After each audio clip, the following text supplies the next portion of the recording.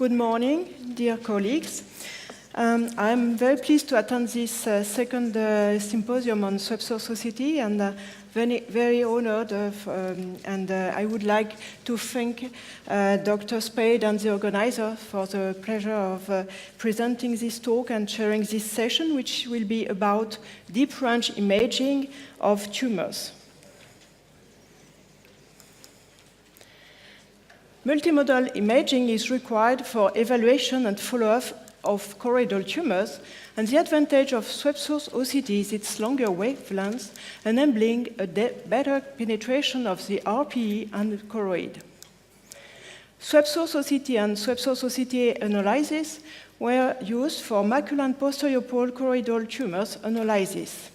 Among a series of 31 cases, 7 hemangioma cases were selected, 3 men, 4 women, with a mean age of 63 years old. They were studied by multimodal imaging with OCT and OCTA analysis conducted using DRI Swepsource OCT Triton of Topcon.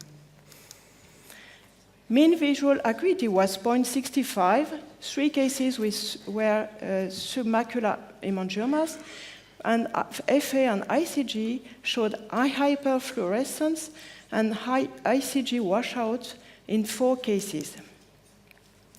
Hemangioma diagnosis is easily made in this case, with FA and ICG showing hyperfluorescence of tumoral vessels with late phase washout, and we can see also dark areas inside the tumor.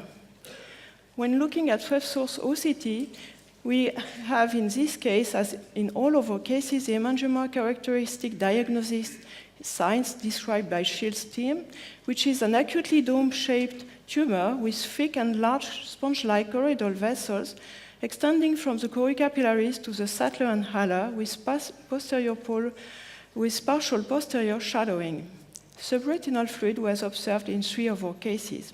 However, in this case, you see that the choriocapillary seems altered, and really the choroidal vessels seem very large. When looking at this case, OCTA, we see at the choriocapillary level large dilated intratumoral choroidal vessels and loops associated with dark areas with a peripheral arcade of inward branching vessel. Deeper in the choroid, we see larger dilated intratumoral choroidal vessels and loops. Dark areas appear to increase in size, and there is loss of inward branching peripheral rim replaced by an hypersignal rim. We see also that the diameter of the tumor increases going deeper to its base.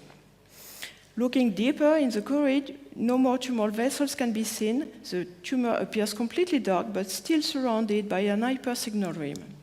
In this second case, you can see also very well the tumoral vessels with hyperfluorescent on ICG and FA with late phase washout.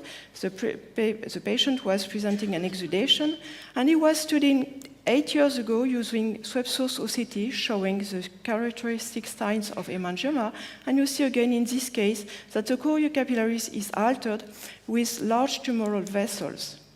Looking at OCTA, you see again large dilated interconnected vessels and loops, dark areas surrounded by a peripheral inward branching vessels, and deeper in the choroid, the tumoral vessels appear to present even a much higher hypersignal. However, in this case, tumoral vessels appear very thin and with low hyperfluorescence and FA and ICG with no washout phenomenon. And when you look at the OCT, you see that the choriocapillary seems preserved with thin tumoral vessels, and it was also associated with exudation. When looking at OCTA, you see at the choriocapillary level that there are no more tumoral vessels observed. The choriocapillaries appears normal, but deeper in the choroid, you see thin tumoral vessels associated with larger dark areas and surrounded by an hypersignal rim. This case was treated by PDT and intravitreal injections of Eylea. You see at the choriocapillaries level that there is a rarefaction of the vessels, but when you look at the deeper choroid, you see no modification of the tumoral vessels and dark areas after treatment, whereas the exudation has stopped. Finally, in this fourth case, you see that on OCT, the choroidal doesn't seem to be altered. The vessels in the tumor appear thin. And again, on OCTA, you don't see any alteration, no tumoral vessels, whereas deeper in the lesion, you see thin tumoral vessels associated with dark areas. In our series, all cases displayed the typical hemangioma characteristics on OCT analysis, with choriocapillaris alteration observed in 4 cases. Swepsos OCTA analysis showed no modification of retinal capillaries. At the choriocapillary level, large superficial choroidal tumoral vessels were observed in 4 cases. And in the deeper choroid, large tumoral vessels, dark areas, and an hypersignal rim were observed in all our cases. What are the dark areas? Do they correspond to some interstitial tissue or to undetected vessels? Indeed, with OCTA, if the vessel flow is very slow or fast or turbulent, the vessel can be undetected by OCTA. What is hemangioma exudation physiopathology? In our study, it did not correspond to any Swepsos OCTA pattern. It has been hypothesized that low tumoral blood flow could be associated with no exudation and a stable tumor, but we have no way to understand that. We would require quantification of choroidal blood flow, which could perhaps be done by ultrasound Doppler flow measurement or some improvement in some coming new OCTA. In our series, one eye was treated by PDT, and 1 month after treatment presented choriocapillaris rarefaction. Judith has published one case with a tumor treated by PDT. At first, it was presenting with large tumoral vessels and dark areas, and 2 days after PDT, they observed that the choroidal tumors had disappeared and were with large dark areas. But 7 days and 1 month after PDT, the large tumoral choroidal vessels and loops were seen as initially, with no more exudation. Some hemangiomas have been treated by laser, and in 3 cases, 1 year after treatment, you see that there is loss of flow in the choriocapillaries, but persistence of middle-sized tumoral vessels on OCTA when the exudation has stopped. In our series, we did not observe any retinal capillaries alterations.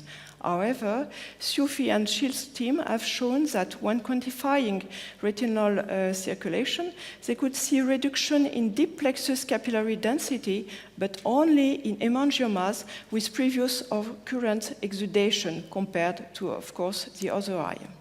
In conclusion, in this study, Swepsos OCTA appears contributive for the diagnosis of hemangiomas, showing abnormal choroidal vessels and loops associated with dark areas and surrounded by an hypersignal rim.